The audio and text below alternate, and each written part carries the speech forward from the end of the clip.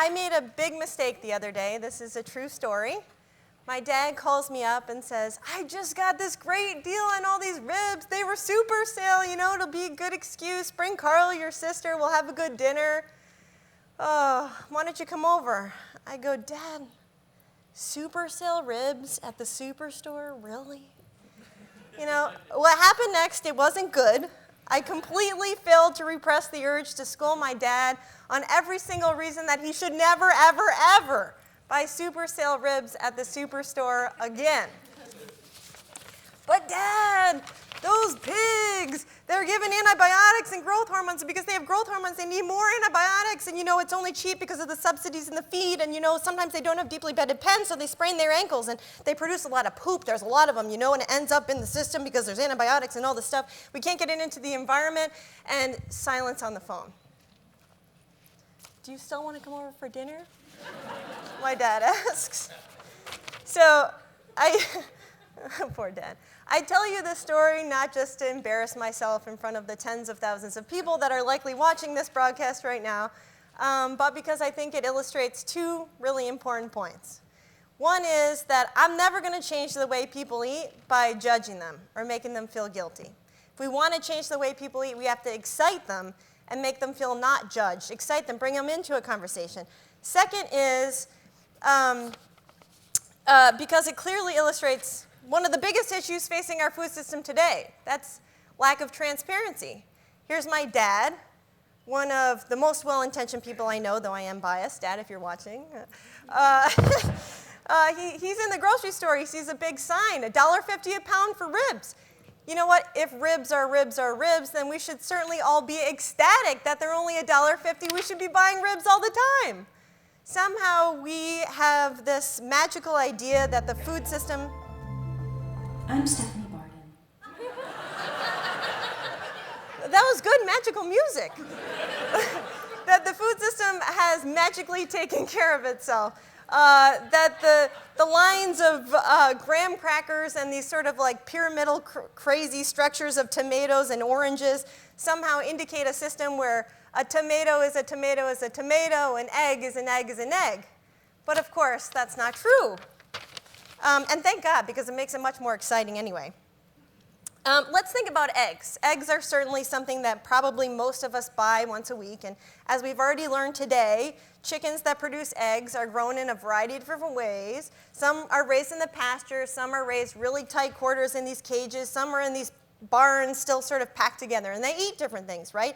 Some are eating grubs and grasses, and some are eating feed. Some are eating feed with antibiotics, arsenic, all these other things that we learned about. And I think at the end of the day, regardless of what our motivations are for buying, whether they be health, the environment, price, or you just really love the taste of that deep orange yolk from the pastured egg, I think we can all agree that they're a different egg, and that we deserve to know how they're made. We have a right to the information. So many companies have already realized that we all want to know where our food comes from. You've likely seen this most recent ad from McDonald's, who just launched a campaign to tell the story of their food. And this is Steve Fogelson, and he's a beef rancher for McDonald's. And it leaves a little bit to be desired. I don't know if these cows get antibiotics and hormones. I'm guessing they probably do, but I want to know. I don't know if Steve represents the ranchers, all the ranchers. Is he typical of the ranchers that supply from McDonald's? I want to know. Mostly, I want to be able to find this information somewhere that's not controlled by somebody with a marketing interest. So what to do? So my husband, Cara Rosaen, who's here in the audience, a former senior Google Android engineer, and I and our team got to building what we hoped would be the most exciting, the most engaging, the most non-judgmental food guide around, and tools that would allow people to trace their food back to the farm it came from, and all that information about farms would be controlled by the people. And our hypothesis was if we could actually do this, people were going to naturally make decisions that were better for themselves and the environment because they finally had the opportunity to, right? So at first, this is our team.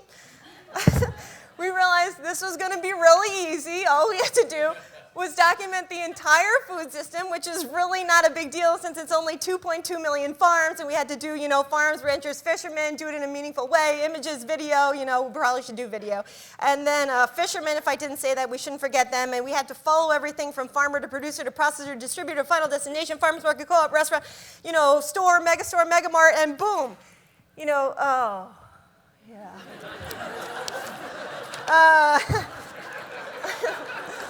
It's good. So the good news is we've had a lot of help. We decided to make the thing crowdsourced, right? So here are all the farms that people like you and me have added to real-time farms just in the past year and a half. This is a heat map. There's nearly 5,000 farms, food artisans, and distributors that you and me have added, mostly me. No, just kidding, you and me. And let's go in. We'll start exploring. This is live. It's interactive. It's updating all in real time. Real-time farms, real time. Okay, so as we zoom into Chelsea, Michigan. This is Tantray Farm. As we zoom in, we start to see, well, where can I get Tantray's farm stuff, right? That's what's important. So I can get it at farmers markets in red. I can get it at restaurants in blue. Furthermore, if I go into Tantray Farm, what do I want to see? I want to see pictures of their stuff, right? I want to connect to them, hear their story. I want to know. People are sending in these images when they go to farmers markets, when they go to the orchard with their family. They're telling us whether or not it was certified organic or the cows were grass-fed. They're telling us all this. And we can find out where to find this at grocery stores and restaurants near us. And we're creating a voice for farmers and for eaters everywhere. And this is like really cool. And how do we do this? Because we certainly didn't just say, all right, a new nationwide food guide, like start adding all the information. We had to, I wish, but we had to do it more intelligently. So we started the Food Warrior internship program. And right now, actually, we're launching a new one right today as we speak. And we get about 15 to 20 interns, ages all over the place, 18 to the most recent is 63. And their job for 3 months is to document farms and food artisans in their area, get images, get video, get stories, get this all up and show people how we can contribute and build this guide. So this is way cool. And this is about how to get the information at the basic level, right? All the farms in the country. But then how do you follow that, right? Because as I mentioned before, there's a lot of different processes in this, to the plate. So we had to start somewhere. So we decided to start with restaurants. And here, before I go into this, I want to tell you, as you know, you've probably visited a lot of restaurants, and now, restaurants say things like, oh, we have Mountain View Farms tomatoes, and we're really sustainable, and oh, we're local, we're green, we're like all these ubiquitous terms. And I don't know about you, but I actually have no idea what they're talking about. I have no idea as a consumer what any of this is. So we have to be able to do better, right? So this is what we've done. This is Jolly Pumpkin Cafe and Brewery, our first user for restaurants of our software. Maggie, I'm sure you're watching. I hope you're watching. I emailed you. Hey! This is a bird's eye view of her menu. So you have all the farms going to it in the green. You have all the food artisans in the orange. And you have all the distributors in the light blue. And most importantly, when we get here, we get to see not only their sources, but their entire menu. Now when they say they're sustainable or they're local or they source the best ingredients from all over the world, you actually know what that is because every ingredient that they want to talk about is linked back to the farm it came from. So here's Brussels sprouts, right? Tantray Farm. I don't know what that means.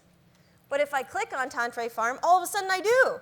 Okay, I'm going to order this now because it matches with my values and I can choose. And that is like pretty awesome.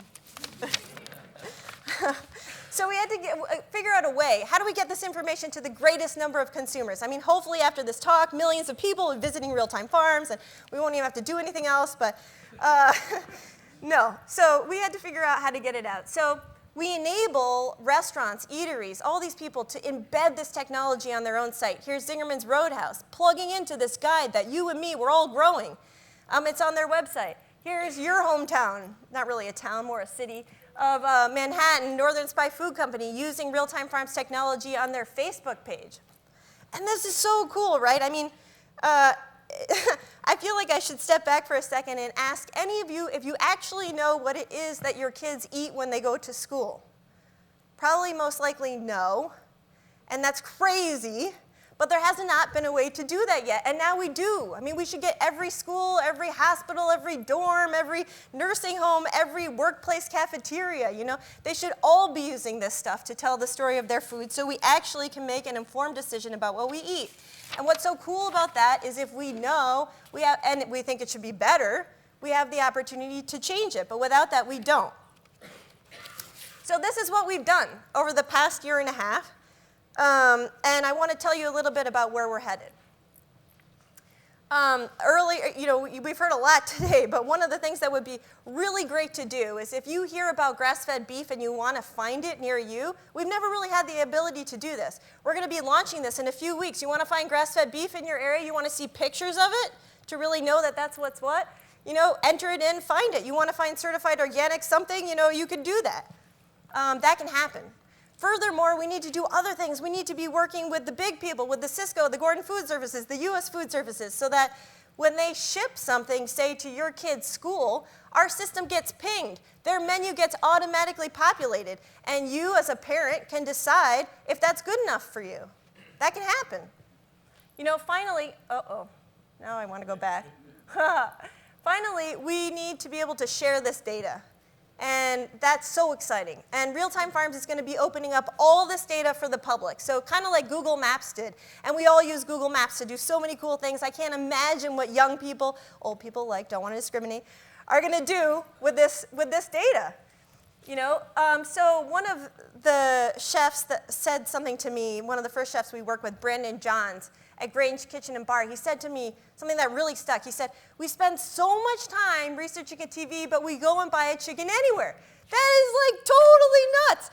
It seems like if it were worth researching anything, it'd be worth researching the one thing that most arguably had the biggest effect on our health, on the health of the environment. And hey, if you don't even care about that, then just on basic human enjoyment, right? And that is food.